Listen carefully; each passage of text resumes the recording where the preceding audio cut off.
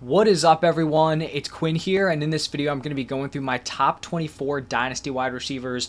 Already talked about my running backs 2 days ago. Now we're looking at the wide receiver position, top 24 with tiers. I will say this video was much tougher just in terms of the depth, especially compared to the running back position. Running backs are kind of struggling for Dynasty. In terms of the wide receiver position, pretty stacked just looking at the current landscape. I'd love to hear your guys' opinions down below, so let me know which players you have higher or lower. Once we're getting towards the end, there are definitely some guys that could have snuck in, like in the 20 to 24 area. So let me know your thoughts down below. But let's just dive right into it. We're going to start off in tier 1, and I feel like there's a pretty consensus top 3.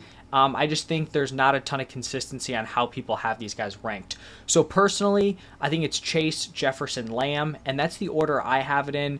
Not super locked in on that. I think they're pretty interchangeable. They're very close, but I do lead with Jamar Chase here. He's the youngest of the three, but he also hasn't matched the fantasy ceiling of Justin Jefferson or CeeDee Lamb. He averaged 17.9 PPR points per game as a rookie, then 20.2 in year 2. Last year, year 3, he fell down to 16.4, which was disappointing. It seemed like that was the year where he could really take the leap, be like 21, 22 plus points per game. But with Joe Burrow's injuries, both early on in the season when he was playing and then when he was out for the year later on, it just really capped his fantasy upside. So can't really blame Chase for that. I feel like he was lined up to have a huge year, just didn't come through with the injuries to Burrow. But I think of these three wide receivers, they're all very talented, but I think Jamar Chase definitely has the best quarterback situation long term, being paired with Joe Burrow compared to guys like Jefferson or CeeDee Lamb. So my number 2 here is going to be Justin Jefferson. And of these three wide receivers, I think Jefferson is just the straight up best player here, but his quarterback situation is a little bit up in the air. He averaged 17.1 points per game as a rookie and then 19 plus over each of the next 3 years. If JJ McCarthy hits and is a strong NFL quarterback, then I think Jefferson is in a fantastic spot moving forward. But it's also possible that JJ McCarthy doesn't really come through. He's underwhelming, a below average quarterback, and can't really match Kirk Cousins' production. And in that case, obviously it's going to cap Justin Jefferson's ceiling long term. He'll still have the upside of being a higher end wide receiver 1 year after year. But, to really stamp a monster season, you're going to need the quarterback to help out a little bit. Hopefully McCarthy can do that for Jefferson. And then the final guy in this tier, CeeDee Lamb, wide receiver 1 last year, averaging a crazy 23.7 PPR points per game. For CeeDee Lamb, you obviously have to hope that Dak Prescott signs an extension. That would be huge for his long-term value. And if Dak does sign that extension, you got to expect CeeDee Lamb as a high-end wide receiver 1 for at least the next few seasons. Now, pivoting into tier 2, I'm going to start off this tier with Marvin Harrison Jr. He's a top-tier wide receiver prospect in this most recent class. Got picked at number 4, so great draft capital, and then also a really nice landing spot going to the Cardinals, playing with Kyler Murray. You're taking, a slight risk here by, ranking him at number 4 or drafting him here because we haven't actually seen him play on an NFL field, and he seems, pretty much as close to a sure thing as you can get, but there's not an 100% hit rate on any position or any prospect. So there is, some risk that he doesn't pan out or doesn't have the ceiling that we expect. But I do think the odds of him, being a top NFL wide receiver are very, very high. Even look at him in redraft. Typically rookie wide receivers buried a little bit. You expect them to take a year or two before they really, are putting up top production. He's being drafted as the wide receiver 9 on Underdog right now, which is redraft. So for this one specific season, he's being drafted as a top 10 wide receiver. You really just don't see that. I don't know if a rookie wide receiver has ever been drafted that high for fantasy.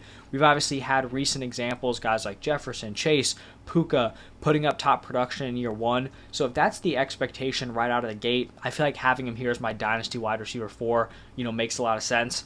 Also in this tier 2, going to have Amon-Ra St. Brown, my wide receiver 5. He's coming off a season where he finished as the wide receiver 4 in points per game. He was top 5 at the wide receiver position in target share, targets, receptions, receiving yards, red zone targets, total touchdowns, and yak. So all across the board, just very impressive. He's improved by over 3 PPR points per game from year 1 to year 2, and then also from year 2 to year 3. So just constantly improving year after year. Only 24 years old, still very young, signed a 4-year extension this offseason. It looks like the Lions are also I'm going to be looking to extend Jared Goff. Not saying that Jared Goff is like the upper echelon, like elite quarterback to support his fantasy weapons, but clearly it's been working out. And if they do, extend Goff here, I think Amon-Ra is going to be in a really nice situation for the next, 3-4 years, however long he has left there. And then my final tier 2 wide receiver, it's going to be Puka Nacua, my wide receiver 6, coming off just an insane rookie season, caught over 100 passes, almost went for 1,500 receiving yards, only scored 6 touchdowns, and still averaged 17.6 PPR points per game, which, if he was at 17.6, but he really killed it in the touchdown department, obviously it would be great. But, looking at his stat line, there's serious room for improvement here, especially in the touchdown department. This isn't a bad offense. They shouldn't have a low number of passing touchdowns.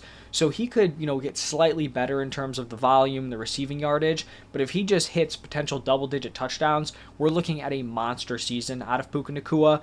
He's going to be 23 when the season starts, so obviously still very young, heading into his second season. He's being drafted as a round 1 redraft pick, which I think is warranted. I think it makes sense. Believe he's going off the board as the wide receiver 6. I think the only question mark here for Puka is just a long-term quarterback situation. Matthew Stafford's 36. We've seen these quarterbacks play well, late 30s, some even into their 40s, a dude like Tom Brady, but he's kind of the exception to the rule. But Stafford's also dealt with a lot of injuries. He's been banged up. We don't know how long he's going to continue playing. So that's the one question mark if we wanted to kind of poke a hole in Puka Nacua here, but obviously, I'm very high on him, my wide receiver 6. Now, shifting into tier 3, we're going to start off this tier with Malik Nabers. And straight up, if he had a better landing spot, he would have been in tier 2. I think him and Marvin Harrison Jr. are pretty much equal in terms of them being prospects. Heading into the draft, I basically said, whoever gets the better landing spot, that's going to be my wide receiver 1. The other one's going to be the wide receiver 2. We saw Marvin Harrison Jr. get the nice landing spot. Malik Nabers didn't, but he's a great prospect. Hasn't even turned 21 years old yet, super young, and I know the Giants landing spot's kind of disappointing, people don't love it, but I don't think it's a death sentence. I'm a believer in Brian Daboll. I think he's going to be able to get Malik Nabers involved. People forget, he took this team to the playoffs in 2022, and then obviously they were pretty disastrous last year, but I don't think it's a guarantee the offense is just going to be a complete dumpster fire. I think Nabers is going to get fed early and often. He's the clear top target in this offense, and he's being drafted as the wide receiver 19 in redraft, which for a rookie in a bad landing spot, that's pretty awesome draft capital. So still very high in Malik Nabers here. Have him leading tier 3. Then right behind Malik Nabers, I have Garrett Wilson as my wide receiver 8. He's coming off of back-to-back pretty solid seasons, given that he was just in a terrible offensive environment. He actually had the 4th most targets during that stretch, so he's clearly commanding targets. But, the efficiency on those targets, the touchdowns are just not coming through with the offenses he was a part of, but still managed to go for over 1,000 yards in both of those seasons. He's going from arguably league worst quarterback play to now Aaron Rodgers, which is just a massive come up. I'm expecting a strong wide receiver 1 season out of Garrett Wilson. I think the question for him is he can be great with Aaron Rodgers here, but there's not a long-term quarterback situation set up here. They don't have a successor. So, are we getting a couple years of Aaron Rodgers and then we're just going back to the dumpster fire we had before?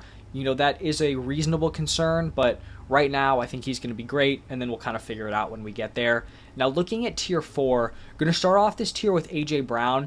I think this is a fair spot to rank A.J. Brown. Can't really put him any higher than this, but he's just established himself as a nice yearly wide receiver 1. He's been the wide receiver 8 in points per game in back-to-back seasons with the Eagles, so pretty consistent. He is going to be the oldest wide receiver we've talked about so far. He's going to be 27 when the season starts, but he still has multiple years of his prime left here.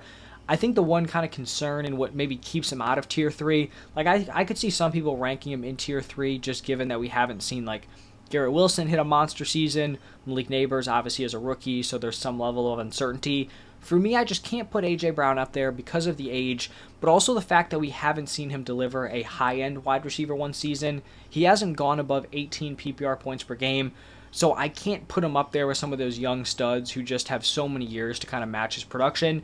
And not saying he can't deliver one of those seasons. I think if he combines the efficiency and the touchdown upside, he could definitely do it. But it just hasn't happened so far, so I think having him lead tier 4 here is kind of a fair spot. Then behind him, we're going back to some of these pretty young wide receivers. It's going to be Drake London. Very similar to Garrett Wilson, London's offensive situations have just been terrible over the past 2 years, but now he has Kirk Cousins coming in at quarterback, a massive upgrade, and if Drake London gets extended and sticks around with the Falcons, they potentially have the long-term answer also with Michael Penix. I did a video after round 1 of the NFL draft kind of talking about the biggest winners and losers, and it seemed like the Michael Penix pick was just, a crazy pick from the Falcons. It sucked for Kirk Cousins, but the real winners of that move had to be Drake London and Kyle Pitts, because not only do they have a short-term quarterback situation, they also have the potential quarterback of the future. And I mean, if Michael Penix is NFL ready, which he should be given his age as a prospect, and Kirk Cousins goes down, you also have some nice value where you're not just getting stuck with some scrubby backup. You have a competent quarterback to come in and fill that role. So I'm still very in on Drake London here, even though he's had like a slower start to the season. I really liked him as a prospect. He's only 22 years old and has played well given the circumstances. I am expecting him to have a pretty big breakout this year with much better quarterback play. I will say, though, he's being drafted as the wide receiver 10 on Underdog. I feel like I'm a big fan of Drake London, and I don't know if I'm going to get there. Like, that is pretty high. I guess you could definitely make the argument for him as like a back-end wide receiver 1, but not sure if I'm going to get there. But, I mean, I guess that just goes to show, how much people are valuing him at this point, because I've been high on him, and I think this is a fair spot here as the number 10 in Dynasty. Right behind him from the same draft class, we're going to go with Chris Olave here. He's had better year 1 and year 2s fantasy-wise than both Garrett Wilson and Drake London, but he doesn't have that long-term quarterback locked in. He was the wide receiver 19 in points per game last year on only 5 touchdowns, which pretty impressive. I just think right now it's tough to see his path to a wide receiver 1 finish, because you can be as good as you want, but if you don't have the quarterback to get to the ball, it's not going to come through. Garrett Wilson has Aaron Rodgers, at least for a couple years. Drake London has Kirk Cousins. Chris Olave is still dealing with Derek Carr, and it's not like they have a successor, kind of waiting in that quarterback room. And then I believe this is the final tier 4 wide receiver. I'm going to go with Tank Dell. And I think if Tank Dell wasn't coming off a season-ending injury, I'd probably have him even higher than this. I think this is already, much higher than consensus. He's the wide receiver 23 on Keep Trade Cut, which is kind of crazy to me, because when we look at the games where Tank Dell and Nico Collins played together and were both healthy, there were 8 games where that took place. They were together, and neither of them left early with some sort of injury. Tank Dell averaged 17.2 PPR points per game. To put that into perspective, Puka Nacua averaged 17.6. Obviously, Puka did it over a full season, not saying that Tank Dell is equal to him or whatever, but I mean, Tank Dell was putting up insane production when he was healthy and on the field. Now, I guess the one kind of thing that hurts Tank Dell here is that he was a much older prospect. So he's 24 years old right now, and he's coming off the injury, so maybe having Nico Collins and Stephon Diggs this year, maybe that limits his 2024 production. But I mean, long term, he's going to be attached to one of the best quarterbacks in the NFL with CJ Stroud. I can't have him as a back-end wide receiver 2. That's just wild to me. And I feel like sometimes people get over their skis a little bit with these rookie wide receivers, but it seems like the opposite's happened with Tank Dell here, where people are kind of lower on him, despite him just absolutely balling out in year 1 when he was on the field. Now, shifting into tier 5, we're going to have our third rookie wide receiver here, and it's going to be Rome Odunze, 9th pick in the draft. Very solid wide receiver prospect, and I think long-term, this is a really nice landing spot here with the Bears. Being paired with Caleb Williams for his entire career could end up being absolutely awesome for him. Short-term, not as great. Obviously, there's a ton of target competition. DJ Moore, Keenan Allen, Cole Kmet, DeAndre Swift. So some contending teams may prefer some of the other guys I have later on in this tier, but I mean, at 21 years old, if he hits as a solid NFL wide receiver, he's going to be a really nice fantasy option for a very long time. Continuing with tier 5, I have Jalen Waddle up next, and he's been in the NFL for 3 years, just been very consistent year after year, 3 solid seasons. Year 1, 15.4 points per game, wide receiver 15. Year 2, 15.2, wide receiver 12. Year 3, 14.2, wide receiver 21. So either back-end wide receiver 1 or somewhere in the wide receiver 2 area. I do just think at this point his ceiling has been capped with Tyreek Hill there as the wide receiver 1. His best season was as a rookie where Hill was not there. Year 2 and year 3, Tyreek Hill comes in. Obviously, Hill is going to produce as the top option. But with Tyreek Hill up there at 30 years old, I think within the next few years, Jalen Waddle could kind of step into that lead role, which if Mike McDaniel is still there, is obviously going to be super, super valuable. So I think right now he's more like that wide receiver 2 year to year, but I do think he has the upside to be a wide receiver 1 when he's getting into like age 27, age 28, that stretch. I think he could turn into a nice fantasy wide receiver 1 play. And then right behind him, we're going with his teammate Tyreek Hill. Definitely more of a win now option. He's been a top 3 wide receiver in points per game in 3 of his last 4 seasons. 20 plus PPR points per game in those 3 years. In 2023, he was number 1 in target share, target rate, receiving yards, yards per route run, yards per team pass attempt. He was number 2 in deep targets, receptions, and touchdowns. So just dominant all across the board. Like I kind of mentioned with Waddle, at some point, age is going to start becoming a factor, but at this point, he has shown no signs of slowing down. He's been super dominant, pretty much his entire career, but especially over the last 4 years. So Tyreek Hill is my wide receiver 15. Obviously, it's just going to depend on where your team's at. If you're contending right now, then you probably take him over some of these younger options. If you're rebuilding, you're going to take some of the younger guys here. Behind Tyreek Hill, I'm going to be going with Brandon Ayuk, and he's been a fantasy wide receiver 2 in 3 of his 4 seasons. And I think Brandon Ayuk is in this unique spot where he's more talented than his fantasy production has shown.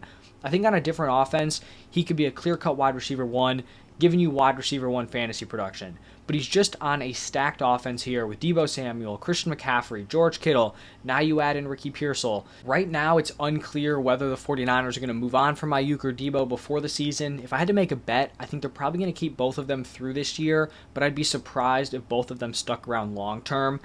So we may be heading into another situation where he's, fine, giving you a wide receiver 2 production, which is totally solid. But I do think one way or the other, either he moves on or they move on with Deebo and extend Ayuk long term. I think at some point Ayuk will get the option to kind of be more involved, have a bigger piece of the pie here in this offense. I just don't know if it's going to be in 2024. It might be, 25 on. So he's in an interesting spot, like I mentioned, where the talent kind of outweighs the production. We're actually going to see that with the dude I have ranked behind him here, which is DJ Moore, because for years DJ Moore was like wide receiver 2, wide receiver 3 fantasy-wise, but everyone thought he could do much more with better quarterback play.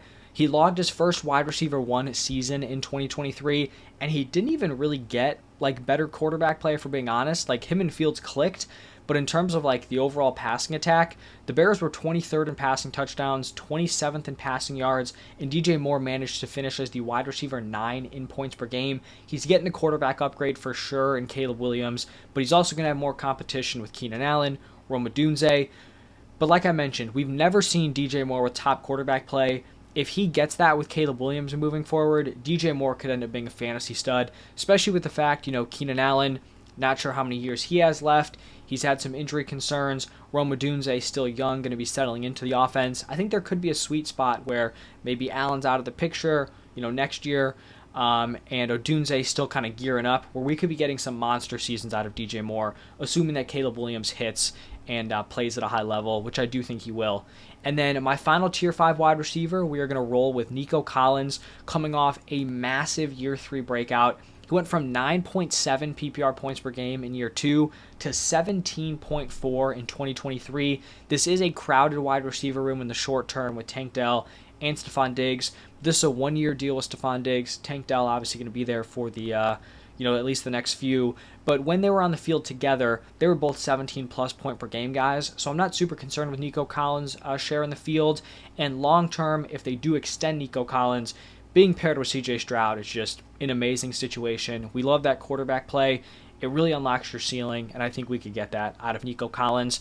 Now, moving into my 6th and final tier, we're going to start off with Devonta Smith, and he's this guy who's kind of settled into wide receiver 2 production. He's been a fantasy wide receiver 2 in back-to-back years. He's going to have some capped upside playing behind A.J. Brown, but he's still 25 years old. He's going to give you solid production. I just don't think he's going to be someone who's going to be a league winner for you. But if you're drafting him as like a mid to back end wide receiver 2, I think you're getting fair value. And then kind of a guy in a similar spot and has been in a similar spot over the last few years, it's going to be T. Higgins. I think the one kind of difference here with T. Higgins is that Higgins could potentially get traded, moved, or just go somewhere else. He's currently the wide receiver 2 behind Jamar Chase. He was the wide receiver 12 in points per game in year 2, but then injuries hurt his 2022 production, and it hurt his point per game production. Normally, if you're hurt, your point per game numbers are fine. But if you guys remember, in 2022, he had the weird injury thing where like he would be hurt heading into a game. They would list him as active and then they'd play him like 2 snaps. So you have him in your lineup and then he just doesn't play at all. So it would count against his point per game numbers. So that happened in 2022. And then Joe Burrow's injuries obviously hurt his 2023 production. But he's still only 25 years old. Pretty young, and I think he could end up gaining value if he gets traded, especially to the right situation, or just, finds his way onto a different roster. So T. Higgins there is my wide receiver 20.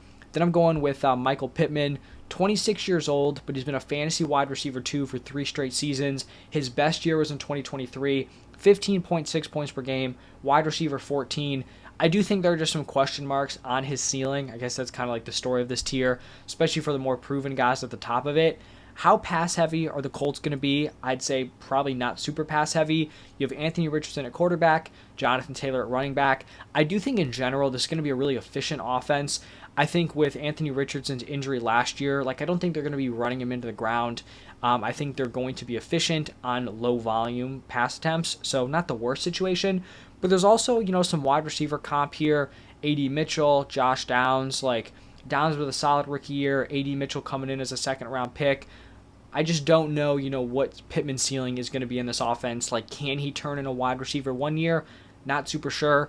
So that's why I have him here in tier 6.